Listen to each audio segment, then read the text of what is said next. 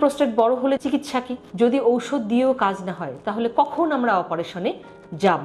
অপারেশনে যেতে গেলে আমরা খেয়াল করব যে যাদের তীব্র যে উপসর্গগুলো বললাম এগুলো আছে, সেগুলো কোনোভাবেই উপদেশ, পরামর্শ এবং ঔষধ দিয়েও ম্যানেজেবল না, যেটাকে আমরা বলি সিভিয়ার এলইউটিএস।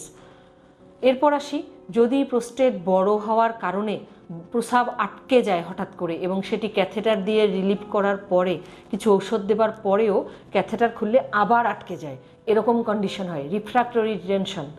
প্রোস্টেট বড় হয়ে যদি আপনার ঘন ঘন প্রস্রাবের ইনফেকশন করে, প্রস্রাবের সঙ্গে রক্ত যায়, মূত্রথলিতে পরিবর্তন আনে, যেমন মূত্রথলি অনেকের ক্ষেত্রে বড় হয়ে যায়, কারো ক্ষেত্রে পকেট তৈরি হয়, কখনো কখনো এত প্রেশার থাকে যে কিডনির নালি বা কিডনি পর্যন্ত ফুলে যায়, কিডনি ড্যামেজ হয় অথবা ড্যামেজ হবার আশঙ্কা থাকে, সেই সকল রোগীর ক্ষেত্রে আমরা অপারেশনের কথা বলি।